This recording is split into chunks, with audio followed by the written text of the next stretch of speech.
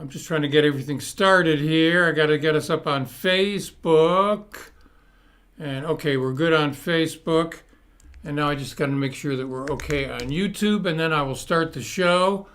A little bit of behind the scenes action here. Okay, there I am there. And I hope everyone is good. I am.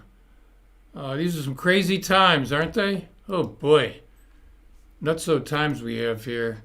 Kind of impossible to predict. I hope everyone is good. What? I Okay. I see you there. Good. And let me just make sure we're good on YouTube.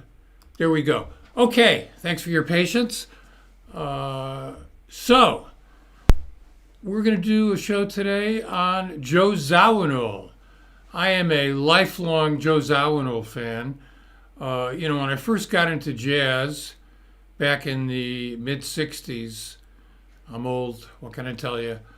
I lived in a town called West Hartford, Connecticut on the East Coast, and that town was a suburb of Hartford, Connecticut, the capital of the state of Connecticut. And Hartford was halfway in between New York and Boston, which meant that as a kid, some of my friends were Yankee fans and some of my friends were Red Sox fans. So that was a source of conflict, certainly. Those allegiances were pretty strong. Some people hated the Yankees. Other people loved them. But anyway, I was a Milwaukee Braves fan, but that's another story because my dad was. So the other thing about Hartford that was interesting, there was a little jazz scene there, but Hartford was halfway between New York and Boston. So both big cities, both with jazz clubs and a lot of activity. And on weekends, jazz bands from New York, like Horace Silver and Yusef Lateef and Sonny Rollins, they would go from New York to Boston. They would play at Paul's Mall or the Jazz Workshop or Lenny's on the Turnpike. And then on Sunday night, they would come back and they'd stop in Hartford and they'd play a gig in Hartford. So I was very lucky to have seen, when I was like 14 years old, Maynard Ferguson, Stan Kenton, Count Basie, Duke Ellington, Yusef Lateef, Rahsaan Roland Kirk, Cannonball Adderley. Now at that time, Cannonball's band included his brother Nat on trumpet and cornet, Sam Jones on bass, Louis Hayes on drums, and a fellow named Joe Zawinul on piano. Now I had first heard Joe Zawinul when, as a young trumpeter, I bought the record Maynard Ferguson, Message from Birdland, one of the first LPs I ever bought, which tore the top of my head off, like a really exciting cooking big band with great arrangements. And the pianist on that recording was Joe Zawinul, who had just come from Austria to the United States. And his first gig in the United States was with Maynard Ferguson. And interestingly, it was that was recorded in '59, released a couple years later. At least that's when I got it, in '63 or '64. And when Joe Zawinul, he wasn't with Maynard for very long, was at a jazz festival, he met a guy named Wayne Shorter, who was playing with Art Blakey and the Jazz Messengers. And they connected. And they talked about maybe we could play together sometime. And Joe stayed with Cannonball through the mid-'60s and into the late '60s. And he was one of the first pianists to adopt the Fender Electric Rhodes. Fender Rhodes piano, the first electric piano, which kind of snuck in there. Herbie played it on Stuff, on a Miles Davis recording, and then, of course, Miles in a Silent Way, which had Chick and Herbie. But then all of a sudden, Bitches Brew, boom, the world of electric piano was everywhere. And Joe Zawinul was one of those pioneers. And he wrote some hit tunes for Cannonball, Mercy, Mercy, Mercy, Country Preacher. And he started to play with Miles as well, not necessarily in his group, but they started recording together. So Joe was back there at the beginning of fusion music. And shortly after that, I guess it was 1970, Wayne Shorter left Miles and he got together with Joe and they formed Weather Report. And there was a lot of exciting things happening at that point. There was Weather Report, there was Miles Band, there was Chick Corea Return to Forever. Wow, I was so lucky to be there and see a lot of this music in person. So I remember I saw Weather Report in their first New York gig. I guess it was like 71 or 72, something like that. And it was the original Weather Report, the one in the first Weather Report band with Vitus on bass, Alphonse Mouzon on drums, Dom Ramau on percussion, and of course Wayne and Joe.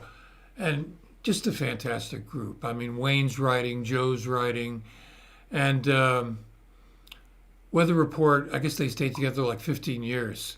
I mean, they really played some great music, made some great music, different configurations. Eventually, Jocko joined the band, and Peter Erskine was the drummer, and that was an amazing band. They recorded Heavy Weather and Birdland, which was a song that brought Joe Zawinul a lot of revenues, a lot of commissions, a lot of royalties, better way to say it. And Weather Report evolved, different configurations over the years, and they had some personnel issues. This happens. Eventually, they broke up. Wayne left first, and then Joe kept the band Weather Update, and then Wayne formed his own group, first electric music only initially, and then went on to the Wayne Shorter Quartet. Joe formed the Zawinul Syndicate. And I guess that was right after Weather Report broke up in the early 90s. I saw the Zawinul Syndicate live in 97. Totally blew me away. Fantastic. I saw them at the Blue Note in New York. I was right next to the stage. And Zawinul's, his setup, he was like surrounded by synthesizers and keyboards. He was like a mad scientist going between all these different keyboards. Fantastic sounds. I think that band had Richard Bona on bass and I forgot the drummer's name. African drummer, not Salif Keita. I forgot his name. At that time, I was one of the people who co-founded the first major jazz site, Jazz Central Station. So we had Joe Zawinul come in, and I got to interview Joe. First time we ever met. Really, really interesting guy. We talked a lot about a variety of subjects. And I did an interview with him. At that time, that was when I first started doing video interviews. I had my first video camera. And in a minute, you're going to see a little bit of that interview in the Zawinul section of this piece. And then I saw Joe a couple more times in New York. And then when I moved to Arizona, I saw him one last time, I guess it was maybe in 2004, 2005, at Yoshi's in Oakland, one of my favorite jazz clubs. Hopefully he'll still be around after the crisis. Once again, just fantastic. And unfortunately, Joe left us in 2007. He had skin cancer. He died. It happened really quickly. But his legacy lives on. And Joe was married to a wonderful woman named Maxine. They started out in New York. I guess it was the late 70s and early 80s. A lot of musicians left New York for LA. Chick moved out there, Freddie Hubbard moved out there, Herbie moved out there, and Joe moved out there. Joe went from the Upper West Side of Manhattan to Pasadena. And he had some sons, and one of his sons, Tony Zawinul, became a drummer and later on a filmmaker, did a lot of documentation for the Zawinul Syndicate, and eventually put together a foundation, the Zawinul Foundation for Creative Achievement. And the interview that you're about to see details what that foundation is about. A lot of people have foundations and they give out a prize. And that's basically what they do. They give out a scholarship or a prize. And those are like types of contests, like the Thelonious Monk competition every year. They have a contest for individual instruments. Like 1 year it'll be drummers, 1 year it'll be keyboard players, and they have a panel of distinguished judges. Herbie Hancock's running the Monk Institute now. T.S. Monk's son, is of course still on board. And some great musicians have come out of there. Joshua Redman and Melissa Eldana. But the Zawinul Foundation is a bit different. They have more extensive activities, which we'll learn about in a second. So they approached me about doing something, and when I checked out the foundation's website, I said, this is great. So I talked to Tony this week, very nice fellow. And so we're going to take a look at that, and then I'm going to come back after that. And pardon me, I don't have COVID. I won't be doing a medical exam on the show today, although some of my viewers think I should have a psychiatric exam. But I am sane, certainly sane enough to do the show. So we're going to come back with our first Jazz Video Guy Live viewer interview. Mike Farmer from the UK is going to be my guest at the end of the show. This is now my second call. If you would like to come on this show, I would love to talk to you about your life, about music. You can reach me on Skype. That's how I do the interviews on the show. I'm Jazz Video Guy Live. So if you use Skype, you'd like to be on the show, send me a message on Jazz Video Guy, on Skype, Jazz Video Guy, and we'll hook up. So that's what's happening. Let's go to Tony Zawinul and the Zawinul Institute.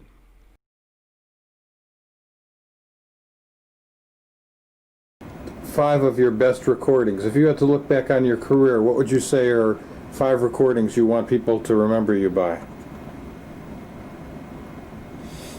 You're tough, man. That is a tough one.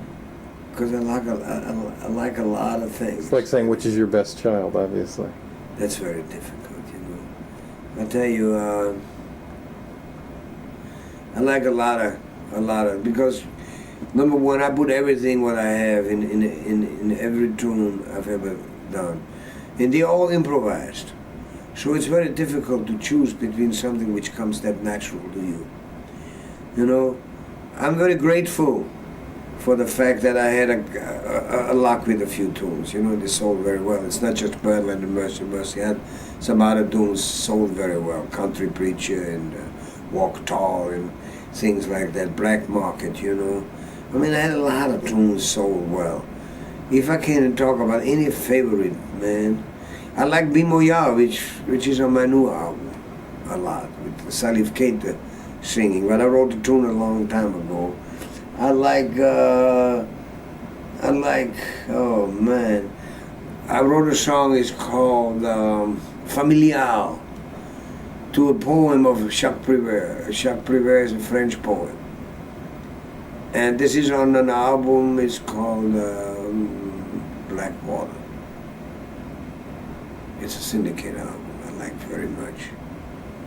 And Weather Report, I like almost everything, It's really, I think Heavy Weather is a wonderful album. So is Night Passage. I'm telling you, my friend, to give you, I can give you 5 of the other things which are not of mine. Okay, what would they be? That would be that Toronto Massey Hall concert with Dizzy Gillespie and Charlie Parker. That long 26 chorus solo Duke Ellington did with Bob Gonsalves in Newport. Anything by Billie Holiday. Anything by Duke Ellington. I love Louis Armstrong. I like I Cover the Waterfront by Louis Armstrong with his 1934 band. Fats Waller, anything, a genius, man. So, Art Tatum, anything. This music, man, is by far, I'm talking about the great jazz music of the masters. It's by far, for me anyhow, the greatest cultural statement of the century. What they have done. and how well it was done also so that the world can see it and hear it. It's what makes this century such a great one.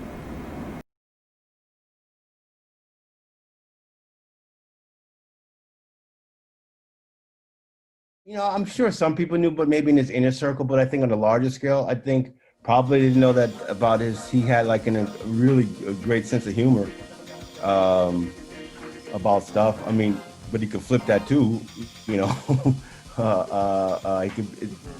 He could be just as like serious, but he would had a really great sense of humor. I think he was also, probably a lot of people don't really think that how really dedicated actually he was to his craft, you know. So he was like the musician's musician, you know, because that's all he did. He woke up, he woke up doing his thing and went to bed finishing his thing. And that's probably one of the reasons, you know, that's kind of how the basis of why when I started the foundation, the Zawinul Foundation, that was kind of part of the mission statement, not the mission, but the spirit of it, was to take that those same elements and channel it through, you know, an entity that could help and benefit other aspiring artists. And that's kind of how even the Zawinul Foundation, how I started that. I was a drummer, right? And then the band was going through its times and everything. And then I remember I was talking to my dad, and we had got a spec deal. Remember the days that they would do spec deals? Yeah. And we got a spec deal from, at the time, what was called MCA Records, that became Universal. So we had a spec deal with MCA. So, you know, that was all cool, but that brought in other troubles, actually, right? When we did that. And basically, I remember going up to the guy, because we had rules, you know, no girls at rehearsals, no drugs, obviously, and, you know, a few other things. But then we get the spec deal. MCA gave us $25,000, and they gave us unlimited studio time. We had to come up with basically like 40 tunes we had to come up with. Okay, not a big deal. We had been doing stuff for a long time now. $25,000 for us might as well have been $1 million, because we had like zero money, you know. So when we got the money and we put it into a bank, we opened up a band account, and I remember then everything kind of exploded. It's like the guys were bringing in girls, you know, into the studio and everything. And these Jamaican guys were hanging out and bringing drugs. It got really, really weird. And I remember going up to the guy at MCA and said, "Listen, man, I think I'm going to leave the band because," and he said, "Well, what's wrong?" And I told him why. He said, "Tony, this is the most usual thing that always happens. So this is nothing to be, hey, you know, you seem like a strong guy, just go in there and you can deal with it." And I'm thinking, like, I don't know, man. It's like this is a whole nother situation. It's never happened. So it got worse. I said, okay, I'm leaving for sure. My dad said, "Listen, man, this is all cool and you guys have a good band, but, you know, if you want to, you can't just be a drummer your whole life, you know."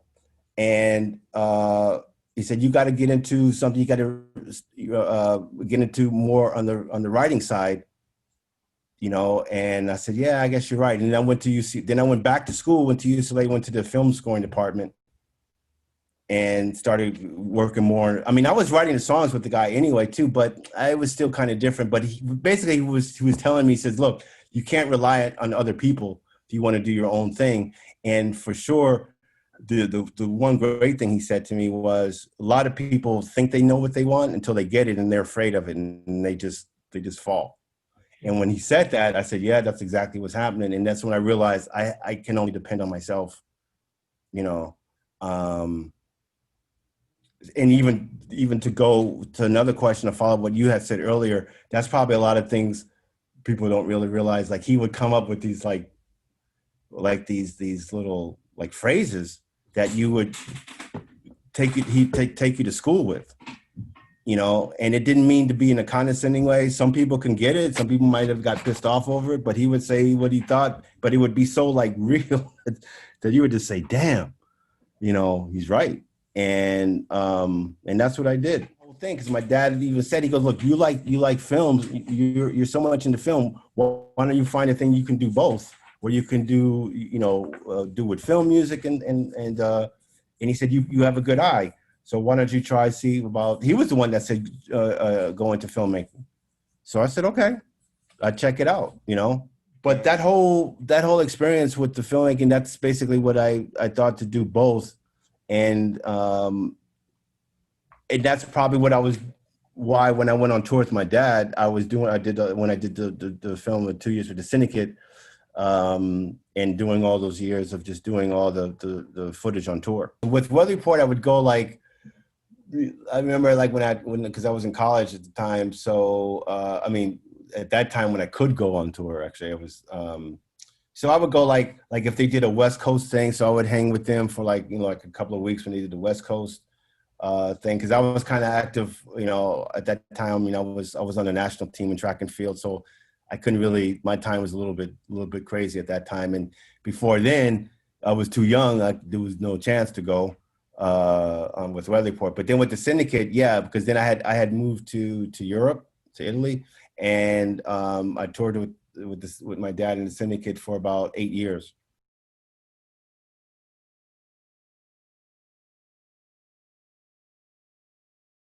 It's something I created, but we did talk one day, I remember, about he wasn't really thinking about like after in a sense, but he was thinking about he was thinking about more on my mom, to be honest, something what we could do to kind of celebrate, her life. And, I was just kind of like, it was kind of surreal because,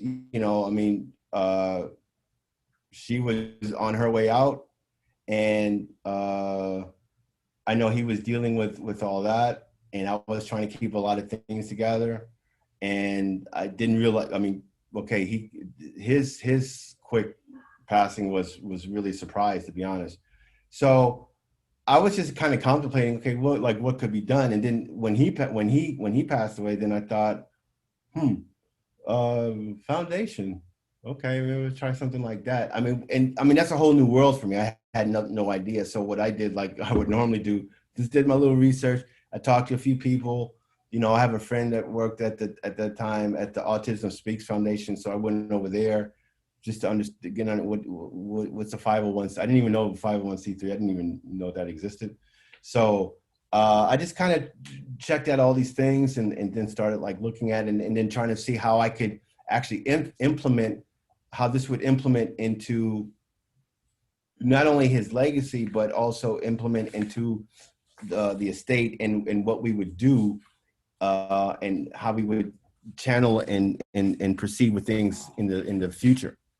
And when I came up with when I created it, and it was kind of a learning experience. It's still a learning experience, and still, and the whole key has always been the multiculturalism thing.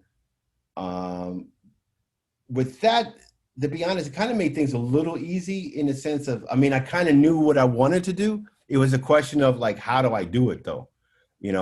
And do I do it over here or do I do it over there? Do I do it in both places?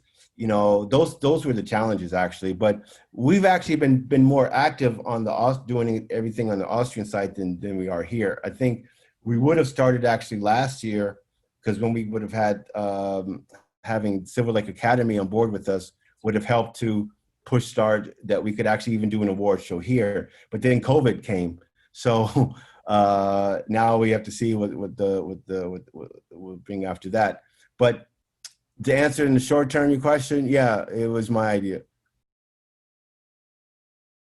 2013, we had our first award show with the girl Katerina Volman. She was our first recipient, but we weren't set up at that time for what we do now is send them back and forth, right? It was like the winner. We have two categories, so one winner from Austria and then the winner from the American side.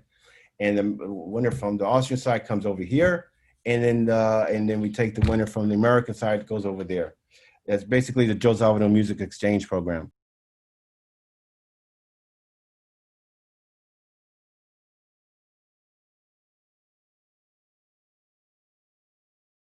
it's a multicultural type entity. So we try to take, kids. I mean, if you think about one thing, so for the American side, for sure, right? We try to keep it as multinational as possible. And we're kind of lucky because most of the kids that we take from the States, they are already coming from other parts of the world, like from South Korea, from Taiwan, Brazil, all these other places. They come out here and they go to school, and then somehow they find out about the award program and they apply and blah blah blah. So that's cool. So the whole thing, the whole mission statement was really to strive on this multicultural thing where kids can feel like that the music, which is I'm a quote from my dad, where music crosses boundaries and languages. So we keep it like that. So it doesn't matter if you do. I mean, we've had people from heavy metal to classical, jazz, yeah. So there's no, I mean, probably a lot of people think, oh, it's okay, it's the Joe Zawinul Foundation, so it must be just strictly jazz. But no, because even my dad was like, he was beyond that. So, he didn't like to be categorized as a jazz artist. He was just a musician, right? And if you needed to put it into a compartment, then so be it. But from our standpoint, for the foundation, our whole thing was to capture that spirit of what my dad portrayed and put that into where so the kids can still benefit and get this kind of and especially in these times, in this cross platform of multiculturalism, and we're not here to try to teach somebody how to play their instrument. We just want to expose them to another culture. So if you're coming from Austria, this is an opportunity to come to the States, so you get that vibe, and then the reverse for the American student, to go over there and get walk the same streets where my dad walked on, and feel and try to get part of that. And then so like I said, we were kind of lucky because some of the schools that we partnered with, like LA College of Music, they have a diverse people, also Musicians Institute in Hollywood. So, but now we're kind of opening up actually more out of California slowly, Well, that's the kind of world I only know because I come from that world, right? So for me, I'm originally from New York, and the funny thing about that, it's an interesting question you asked, because for me, my childhood was completely multicultural.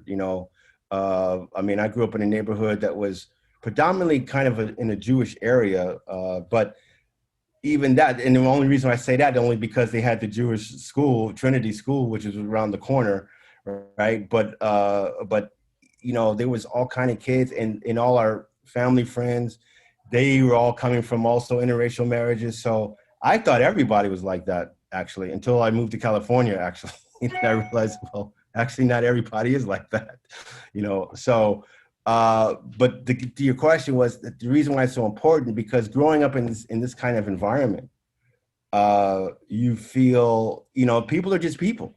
So it doesn't matter,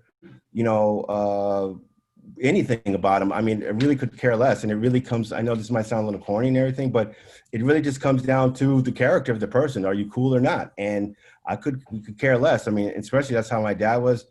Obviously, my mom was like that. That's even how they got together. I mean, if you can think about it, well, maybe not, because it would probably be the same as like today. But I mean, he was a jazz musician. She was a Playboy bunny. That would be like the guys today who's rock and roll and supermodels.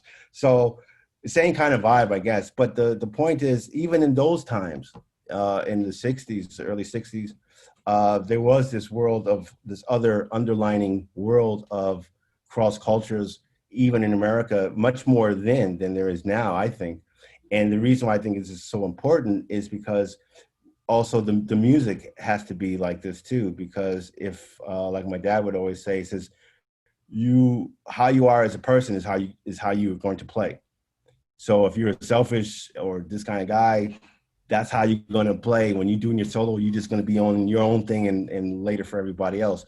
But if you're an open-minded person and you're this with open-mindedness, and you accept other people, and not to accept them just because they're different, accept them because they're just people, you know. And that's the same thing we try to put into the kids in the foundation. I mean, most of the kids coming from America, they have a little bit more of this just by nature because we're in the States, and even regardless of what's going on, there is still a lot of diversity.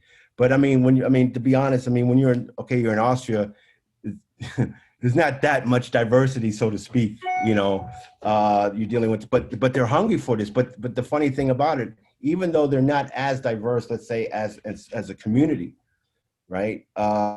They're definitely much more advanced in accepting other cultures, and probably because they are in Europe and they have all the neighboring countries around. So there are these other things, but you know, but they're hungry for this kind of, they grew up with American music, most of them. They're so influenced by American. I mean, America has such an influence all over the world. So in that respect, it's a little easier. The point that they could actually come out and live that and be part of that, and collaborate and exchange ideas with other people that are different from them, it's a very natural thing for them, you know. And most of them are, I mean, they're young. They're like, you know, between 17 and 20. So that impression with them when they have this at such a young age, I think will stay with them, and that's part of also the mission for the foundation. They send in a video of them playing, and we have a panel here from some of the members of the foundation here, and then we have a panel, an Austrian panel in Austria, in Vienna, another 7 other members. And this is not a competition where there are like let's say, like, you know those competitions where like a piano competition, whatever, and you like get the best piano players, and they do. This is not really this type of a thing. This is more, I mean, we really try to focus on somebody who can really utilize, you know, this program and get something out of it. So you can be the best for sure, that's fine, but that doesn't mean you have to be the best to be involved in this. And the way we have the criteria set, it kind of keeps the playing field even. So even if somebody, you know, maybe not you know, obviously like a protege or you know, an incredible musician, if they're genuine, it's their personality. If you see they got something, there's something there that, you know, they're unique. You know, they're doing their own stuff also, because that's another thing we stress, that they do their own music. You know, so if you do, for instance, if you do your own music and you submit 2 songs, you submit the two songs, but you do your own, you get extra points on that. So a lot of people try to, you know, they do covers, of course, but see, it gives a chance the guy who maybe is not the greatest musician at that age, but he has something else. He has his own original thing. That's what we look for, and then that's how people vote too, and that's how we come up with the winner. The main prize is called the Z Award, the Z Award, and that is the winner of the Z Award, which is part of the music exchange program. They get the trip to come to LA, and they all expenses paid, and they go to they spend a week, like for instance at LA College of Music, and they stay in the dorms over there. They get to interact with other kids. And they are part of that program for that summer program over there. And you know,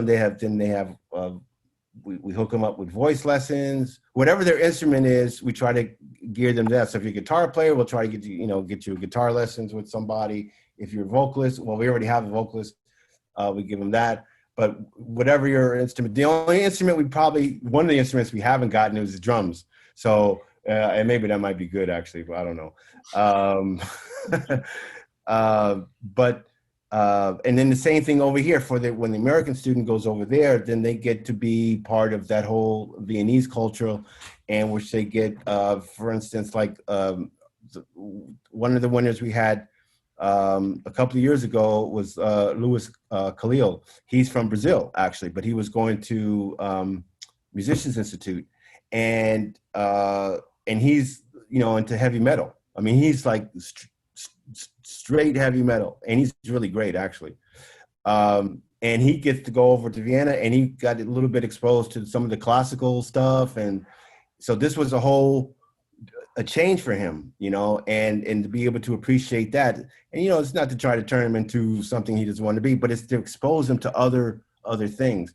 And the same thing with we had a guy, I think it was the first winner we had here, was Jamil.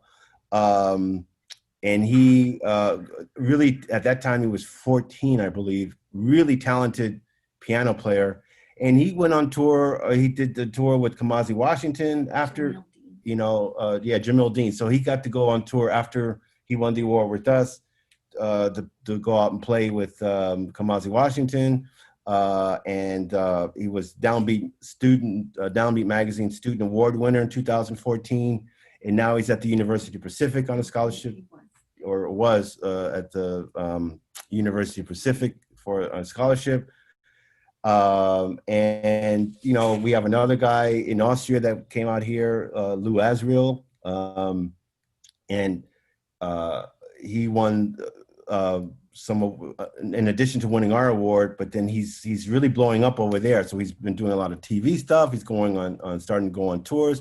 He just signed a deal with Ink Music. He's getting ready to sign a new deal with Sony Austria. And that's all coming through for us. I mean, we found these guys first. They came to us and they get the exposure, and that's what we do. We do one a year, every year, and it's the Z Award. And the Z Award, it's part of the exchange program. So the Z Award is we have an American winner, we have an Austrian winner every year. And then we also have an award which is called the Spirit Award. The Spirit Award. It's the Joe Zawinul Spirit Award. And that award is the second prize, which is they get to go to, and that's only for the Austrian side, actually. The Joe Zawinul Spirit Award is to encompass actually the spirit of my dad, where it's like you don't let obstacles get in the way. You kind of just, you just move forward and stay focused on your thing and whatever your craft is, and you just move forward. And the winner, that's the second award, and the winner of that, like I said, they get to go do a semester at one of the conservatories. They have they get a couple other expenses, might even get a couple of days in the recording studio. So those are the two main prizes. We had what's called the Lifetime Achievement Award, and we gave two out so far, but we're trying to do like every other year or so. The first year we did this was 2017, I think. Yeah. And we gave this to Hans Solomon. He's an Austrian a saxophone player. He played with my dad in the mid 50s. It was part of the Austrian All Stars. Wow. And he was a childhood friend of my dad's, actually. But he had been playing, he was quite famous in Austria. He came to the States and all that, but he stayed there. But, him and my dad grew up together. And they were part of, like I said, the Austrian All-Stars. And we gave him a Lifetime Achievement Award. I guess he was at that time 84. Yes. And he just recently passed away in 2000. I guess that was 2 years ago now. To Marianne Mint, who was instrumental in bringing jazz music, so to speak, into Austria, singing it in Austrian dialect. Because we like to give it to, obviously, Americans too. It makes it a little tough with the situation at the moment because of traveling and all that kind of things. But Wayne Short is definitely on the top of the list as far as that is concerned. And that's where we are. So that was something we just started a couple of years ago, and that's where we are on the awards. We have the show every year, usually in late May. Last year we were going to do it actually in early June, but we canceled it. We had to cancel because of the COVID crisis, and this year we hope to do it. Also, it'll be probably early June, but don't really know what's going to happen. And over there in Austria, some things they're a little bit better than we are in a sense. Everything is kind of open, but they do have restrictions on the venues. So, for instance, where we have our award show is at a prestigious place one of the most prestigious clubs in Europe. Actually, it's called Porgy and Bess, and it's in Vienna. It's in the first district of Vienna, and that's where we've been having our show for the last, I guess, the last 4 years or 3 years. We hope to do it this year, but what we're doing is we're already working on a backup plan if we have to do it, do a virtual kind of situation, which that seems to be more of a likely possibility that will take place at that. The applications right now are already are online on the foundation site, www.zawinulfoundation.org. The applications are there, and they will run the application process until sometime, I guess, February or probably March, something like this. We will, at that time, then we will decide also as we go along if we do a live show or if we have to do a virtual show. We're just grateful that we're able to still come up with, other ways. We are still working on it, meaning that we're trying to see who's still that we still need to interview, who's still around, who's still cognizant that can even do the interview. Because some people just aren't around anymore. But I would say the status, we're just still moving along. I'm trying to work, I am working out a situation with the Austrian government to actually get some of the funding actually for that.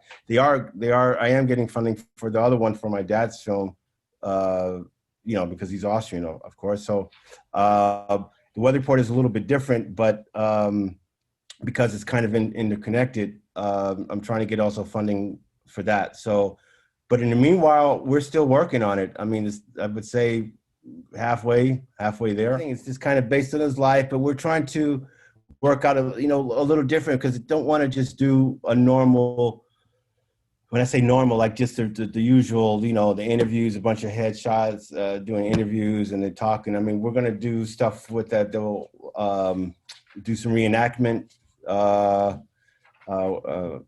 Certain parts of his life will do some reenactments.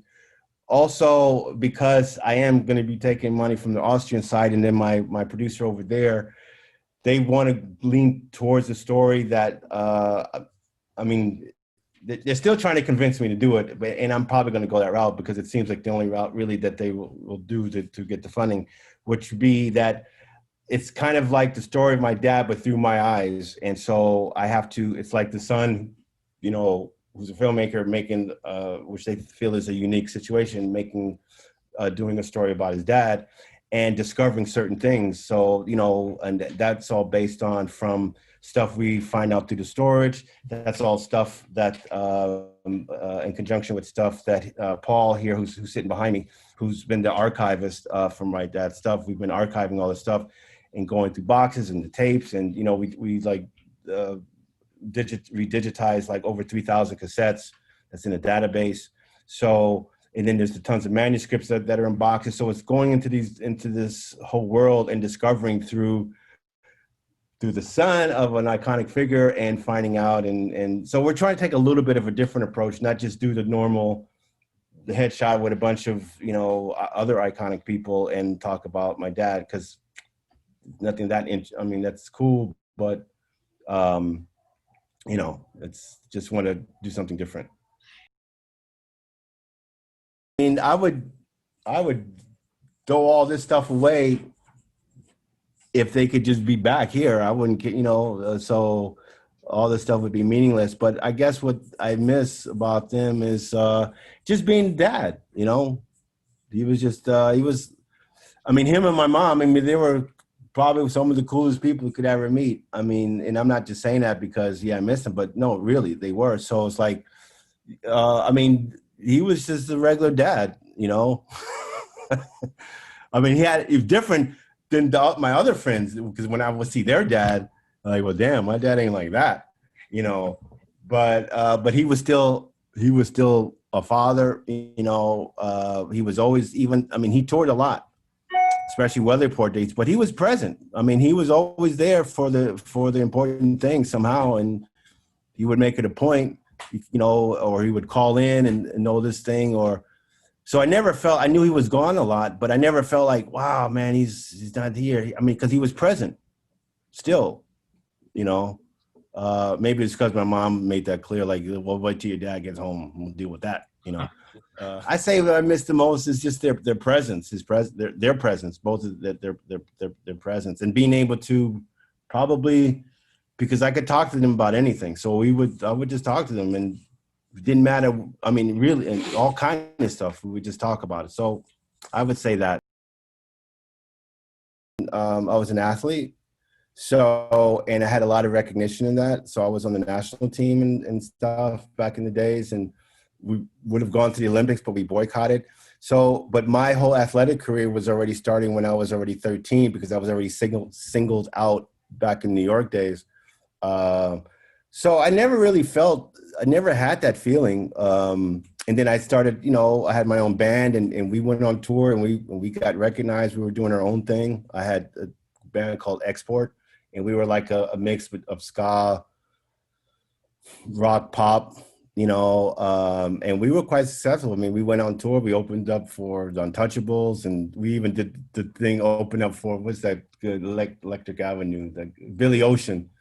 Yeah, Eddie Grant. Sorry, did it?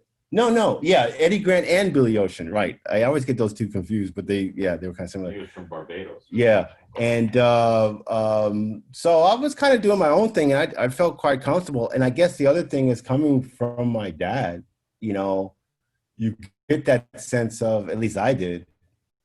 I think it might be different for my brothers, though. I have to say, but for me, you know, being part of them was like, I had this kind of arrogance, you know, so I didn't really feel that at all.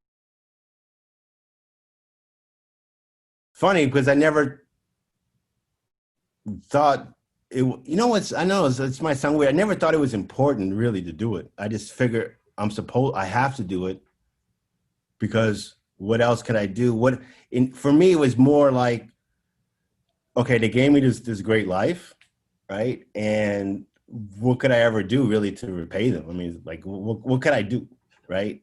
So it's not like, even if when they were alive, it's not like I could buy them a house or whatever, right? Whatever. Probably if I even did that, he says, hey, man, we have our own house. What are you doing? You know, so the only thing I could really do, I thought, was to make sure that their legacy, and I say them because my mom was a big part of that as well, you know, that their legacy, you know, would be intact. So I never looked at it like, oh, this is, a really important thing. I mean, I know it's important, but I never looked at it. That wasn't the reason for me to do it. It was more what I can give back to them, you know, and make sure that, so when they look down, they say, okay, we know he's taking care of business.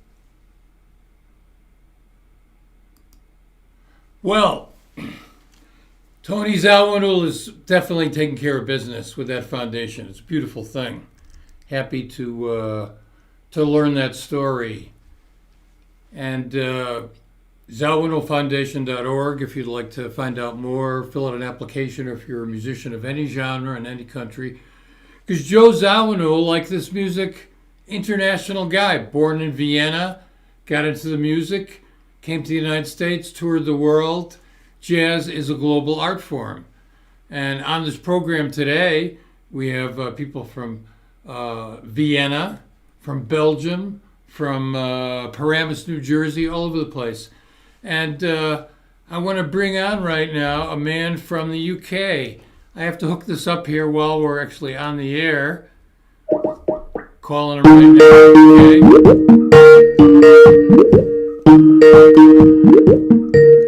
Recognize those Skype sounds, yeah.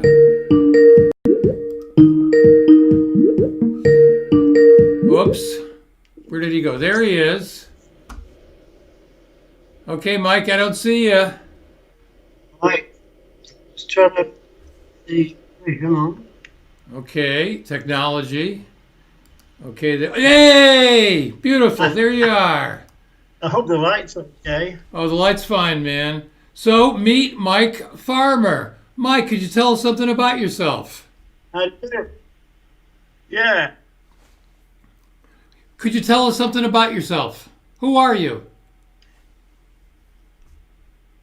Right. Okay. Well, I started listening to jazz quite young. I'm getting an echo. Is that? We're good here. Can you hear me okay? Keep Yeah. going.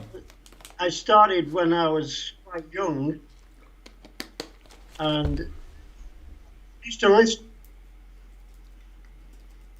Yeah, I used to listen to the Voice of America when I don't know, must have been about 13, I think. And they used to have jazz programs. Willis Conley do it. Yes, Willis Conover. Yeah, he was great. He was So, like an early DJ, I suppose. so that was And like your introduction to the music through Willis Conover? yeah, I used to listen under the pillow. I had a transistor.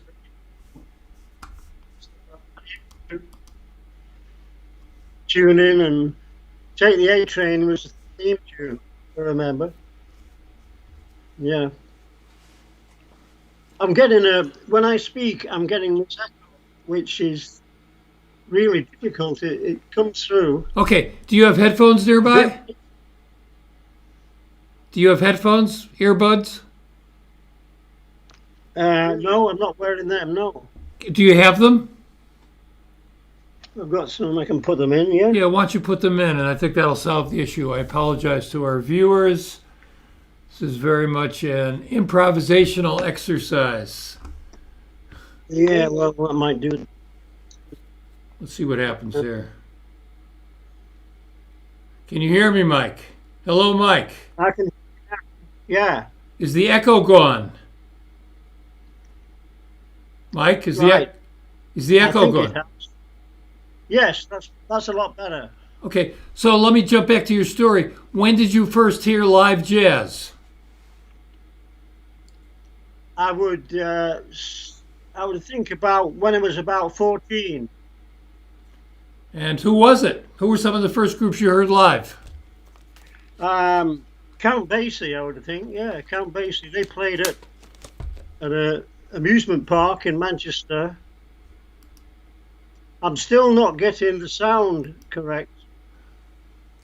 I'm Okay. getting a kind of echo from you, Brett. Well, And then I don't getting know an why echo that from is. Dick. We're both wearing headphones here, so I'm at a loss to know what that might be. If it's too confusing, we can jump off and reschedule. Well, perhaps if we log off and then Okay, let's try that. So I'm try gonna again, huh? I'm gonna disconnect you, and we'll see what happens here. You know, this technology can be it can be a motherfucker. Yeah, I mean it works when it works. It's great. Sometimes it doesn't work so great. You know, it's like life itself. See if we can get him on here. Come on, Mike. Also, everyone has a different internet connection. The speed of internet varies greatly. Oh, Mike. So there was some problem with his transmission there, and he's not picking up. So hey, we may have to Hello? Oh, there he is. Okay, hey Mike. Don't see you. Can you hear me? Yeah, I can hear you. Better? Now just put a vision on. That would be good. You got me vision? Hang on. No, not yet. I see your picture. Yeah, how's that? I don't see your video. I just see a still image. Hmm.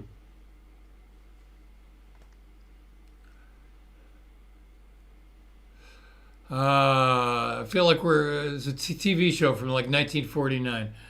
Okay, here we go. Now, is the audio Okay. better? Is the audio okay? I think so, yeah. Do you hear me? Is there still an echo? Do you hear me? I'm hearing your whatever you say. I'm hearing it about a minute later. It's weird. Okay. Well, Do you feel comfortable about doing the interview now, or would you rather reschedule and we'll put it together a different way? Yeah, it might be better to Okay. retime. Okay, so I'll talk to you later. We will reschedule. Thanks for coming, but I'm sorry you have to go. Yeah, because there's quite a few things I wanted to mention. Okay, we'll talk about them when we reschedule. Thanks for visiting, Mike. Sorry about that. Talk to you soon. Yeah, I can't understand why it is, but I don't know. We'll figure there it you out. go. Cheers! Cheers! All right. Wow. Okay. Well, our first jazz video guy user ran into some technical problems. So I just talked to Mike, I guess about a week ago. We had no problems at all. So what are you going to do? It's the unpredictable in this life that gets us. Although when working with this technology, stuff happens. He's calling me back here. Well, I'll get you later, man. I can't put this together right now. Joe Zawinul, yeah, interesting story. Been speaking to a lot of my friends from New York City, musicians, and a lot of musicians are playing on the street. They play in Central Park. They'll play in front of a club. They're like the buskers. You do something on the street, you get paid for it. So that's been happening in New York, and I'm curious if anybody is in another big city where musicians are playing outside. We need live music, and musicians need people to play for, and also a source of revenue. So this has kind of jumped in there. Lots of streaming jazz. Smalls, one of my favorite clubs on the planet, has a live stream almost every day now in the afternoon, early evening, depending where you live. It's free. You can contribute, and people sponsor the live streams, and musicians get paid. Spike Wilner. Big shout out to Spike Wilner. Spike Wilner is a jazz hero, no doubt about that.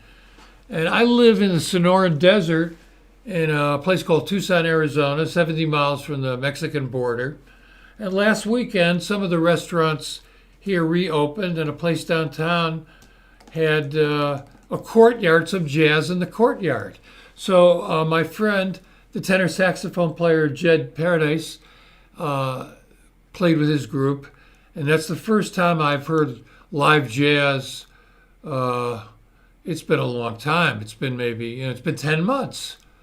It was so good. First of all, they were really good musicians. That always helps. But there's nothing like hearing live jazz. And we were socially distanced, and it was outside, so there was no issues with that. Listening to jazz with a mask on, not a big deal. Certainly worth it, definitely. So if you can, in your city, if you live in a small town, probably this doesn't happen. But if you're in a bigger city, you might want to check out to see if there's any jazz happening in the streets. Hopefully it is. Impossible to predict how this is going to resolve, although honestly, I'm not a scientist or I'm not a healthcare person, but somehow my gut tells me it's going to be another year. I figure, a vaccine maybe late winter, spring, and 6 months after that, we start to really see things turn around.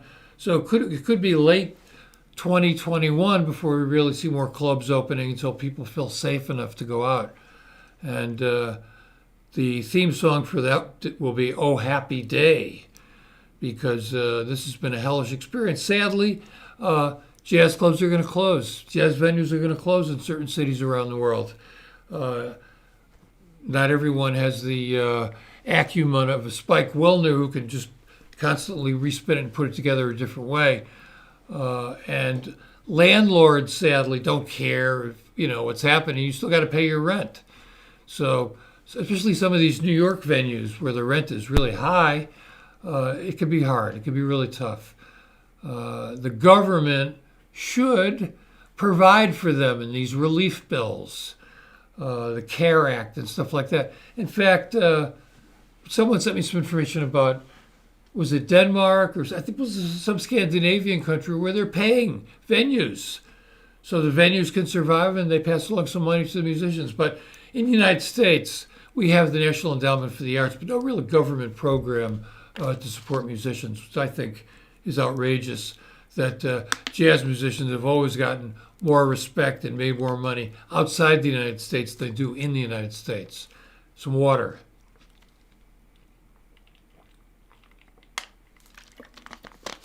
Yeah. Well, coming to the end of the program here. I don't see any questions coming in. I know there's just 24 people from all over the world who've joined us today. Let's see, how long have I been doing this? April, May, June, July, August, September. So I've been doing Jazz Video Guy now live for about 6.5 months. I can't believe when I started, I was, hey, some weird stuff has happened on my monitor here. I can't believe that when I started, I was doing the show 5 days a week. But, it was good because I learned a lot about streaming technology. And when the pandemic first hit and you had to be sequestered, it messed me up. I work at home. I'm used to being alone a lot, but still, I'd wake up in the morning, what day is it? Now I wake up, the first thing I think of, maybe he's gone. And then I get into the day, no, he's not gone yet. I don't know when he's leaving. Can't be soon enough. And then when he's gone, I think things will get better. But who knows when he will be gone. Certainly, as long as he's the president, there will be no jazz at the White House. But all the presidents have recognized jazz. Jimmy Carter had a little jazz festival. It was one night, but it was a great event. I think it was 77 or 78. You look on YouTube, you can see a video of Dizzy and Max Roach playing Salt Peanuts with Jimmy Carter on vocals.